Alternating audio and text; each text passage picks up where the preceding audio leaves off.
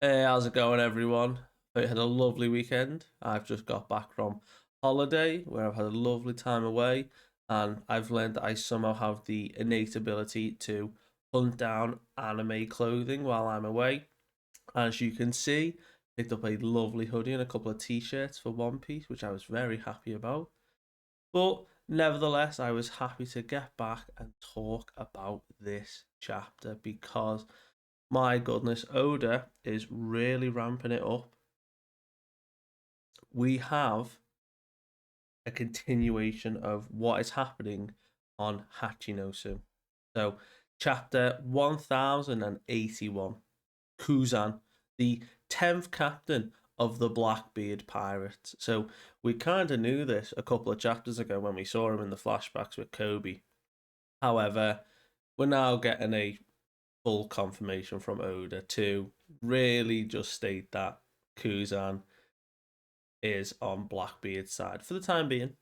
We don't yet know. We get some explanation as to why he's teamed up, but I'm getting ahead of myself. So, no cover story, but a lovely colour spread of all the lads of the Straw Hats all chilling together, just having a bit of a snooze. Sanji's reading a cookbook, and there were just some bubbles and squirrels floating around, but all seems pretty chilled, pretty good. But we get a wide shot of Hachinosu. We see Garp ship flying above, and the Galaxy Fist. We got a close up of it of the last chapter, and we thought it was some huge explosion, and it still is, but it's not island destroying. We see that he's probably leveled a number of streets and a lot of the buildings. But how Hachinosu is built, it's like almost like steps and staircases of the buildings that lead up to the skull at the top. And he's pretty much leveled the bottom section. A good area has just been destroyed. We see Gar, full armament, really badass, probably some conquerors, no doubt. And he's just completely crushed everything. And he sort of man drops in with this superhero landing, just crushing his knees. And just before his ship is about to land, Prince Groose comes in, just summoning clay ordination. Just a bunch of clay just erupts from him, and it cushions the landing of all of the Marines and the ship itself, which is fairly nice. But we can see everyone's reaction now. We get this cool shot of Garp ship sort of looming over Garp in front, and he's just like, "Listen up now. If anyone moves, anyone so much as blinks, you're going to be in a world of pain." And we see a lot of pirates are down already, but a few on the outskirts are starting to get back up onto their feet. And Garp is just saying how he's lost his touch. And a lot of the reaction is like, wait, you're an old man. That was enough destruction. You've got to be kidding me.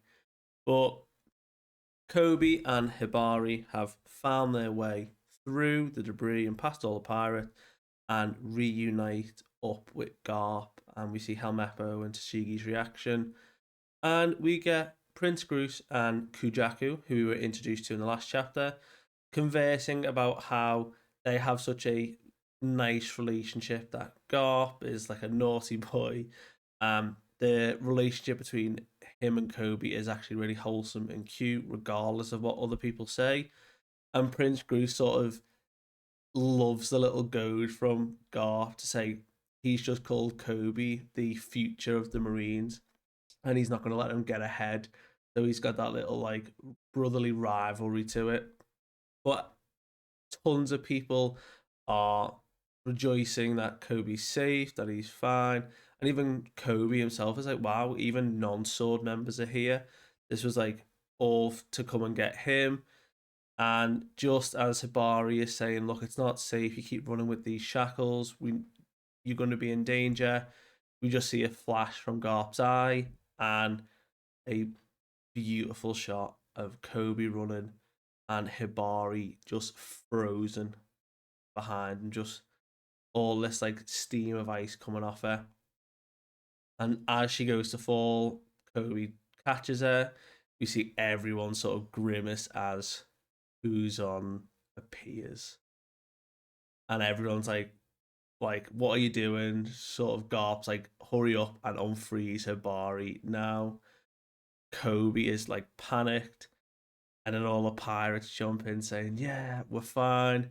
Captain Kuzan is here. And that shocked reaction of Koby's face says it all. And we just got that cold line from Aokiji being like, it would look bad if Koby was to escape while Teacher's away. Garp doesn't look happy. But we have our flashback. We get to see what actually went down and how Aokiji ended up here. So, for context, and the narrator explains this as well, 2 years ago, just after Marineford, we had Aokiji and Aki Inu had their fight. And obviously, we know that Aki Inu got the admiral position and Aokiji left the Marines. Their fight was, I think, 10 days, all over Punk Hazard. They changed the landscape. Came out pretty badly. But we're on some new island, somewhere in the new world. We've not seen it, but the island's geography is like all of the housing and like landscape are like long stemmed and then like a ball on top of like rocks. And we see that San Wolf has been turned to ice. So just above one of the houses, and we can hear Blackbeard being like, "Oh, there is only one person who do this. The only person on this planet capable of this." And he's like, Aokiji finds him in a bar just drinking. He's like, "Man, you're so loud. Just if you're gonna use your quake fruit powers, just be careful. You'll end up shattering your friends." And he's like, you know that it was your men first, Blackbeard. You know who they were. You know that they picked the fight. Besides, I'm heartbroken right now. And guess who's to blame for my foul? And there's this sort of stoic image, you know, that sort of calm demeanor of who's on. And it sort of is that moment of like that standoff before we have a shot of everyone laughing, Blackbeard, Salmon Wolf is back to normal, Aokiji's laughing away, and clearly several drinks in, they are all just chatting, and Aokiji's giving them the story about what happened during the Punk Hazard fight and saying, well, what happened? And he was like, well, the two of them had come up together and grew up together, and now that they had to kill each other, you know, it really makes his blood boil. And Avalo Pizarro chips in saying, oh, that'll be the magma, you know, laughing away. And we actually see, I think, pretty much all of the Titanic captains are here. We've got all of them just drinking, eating away, joining the fun. And Aokiji shows that obviously his leg, we saw that in film Z when he showed it off to Luffy and that.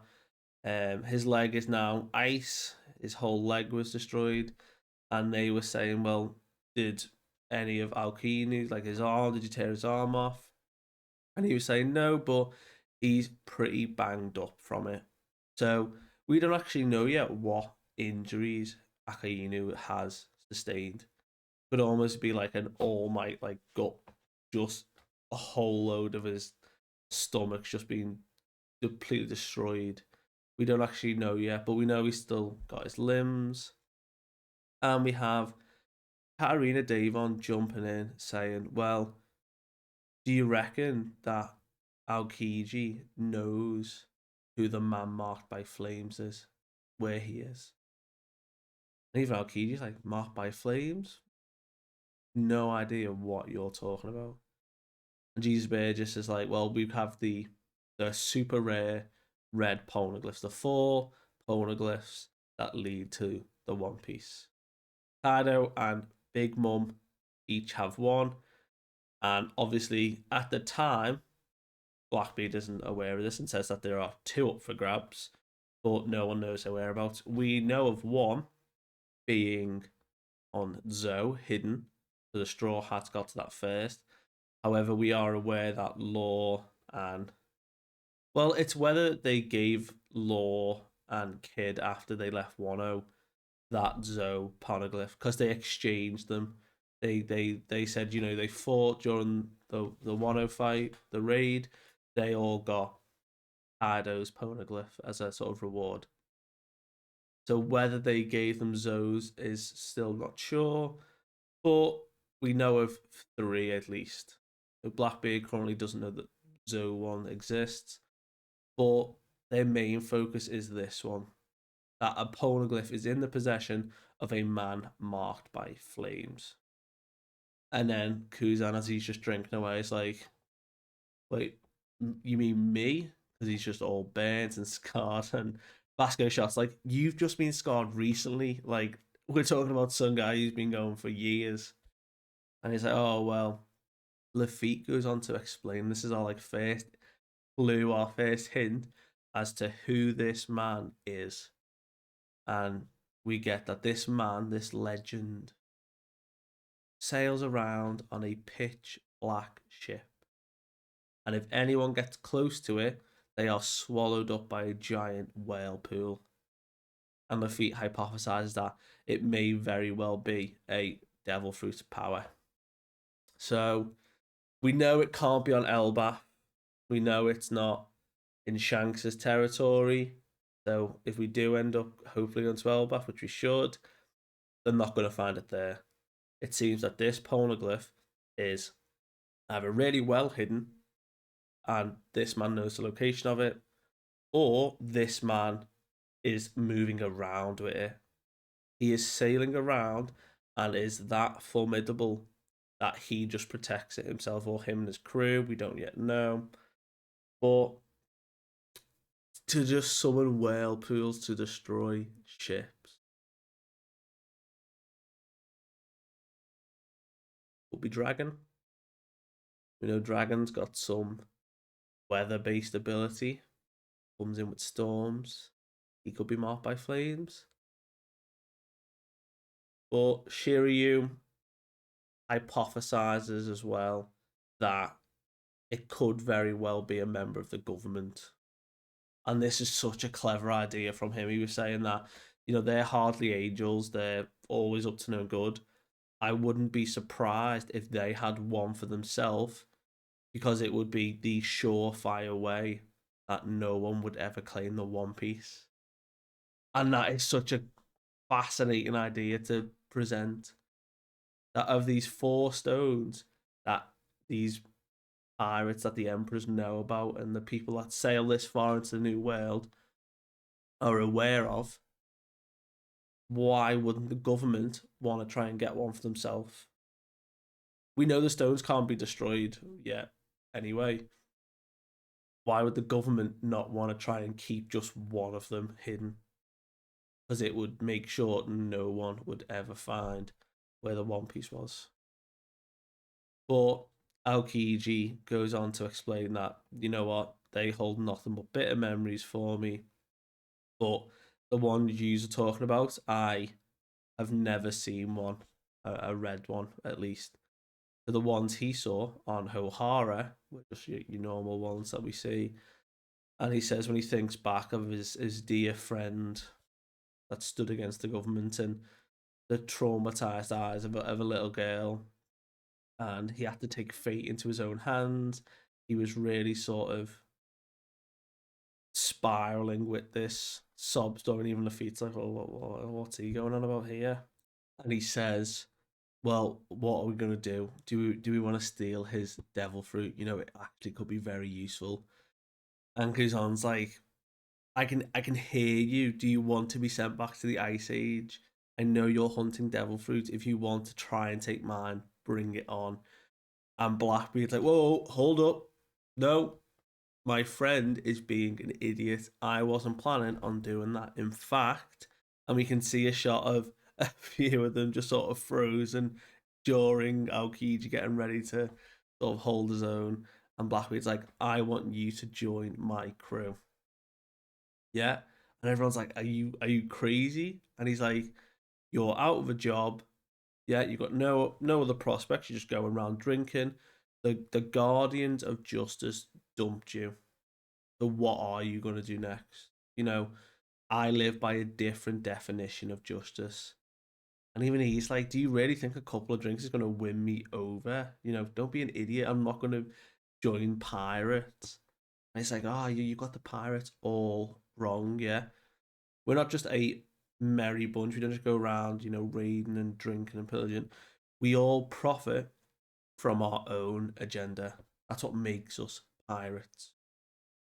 And we sort of, as we're coming back to like present, we can see that like Aokiji's thinking about, he's free now. What is it he wants? What does he want to do?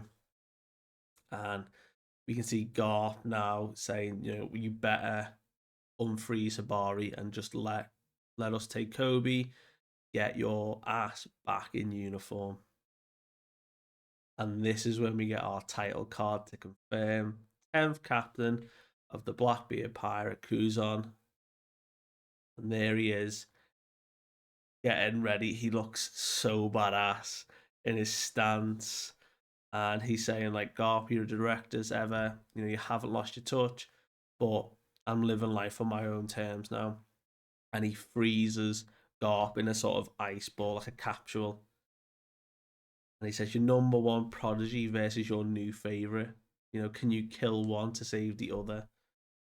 And even Garp's like talking to the guys, like, do you really think this can like stop me? And he like starts to break out, and he moves out the way, and he grabs Kuzan like here, and he like picks him up and just like choke slams him down through like the ground into like this blue hole, he calls it. What an attack. But we don't see anything further. We don't get any extension on the fight. We come back away to Winter Island. So we see Blackbeard catching his breath, and we have Law's hat on the ground, and the polar tank has been completely destroyed, ripped in half, and is currently sinking to the bottom of the ocean, torn to pieces. And Blackbeard's like, well, without a ship, you can't even call yourselves a pirate anymore. And we see the captains that are with Blackbeard on Winter Island surrounding Law and Beppo on the ground.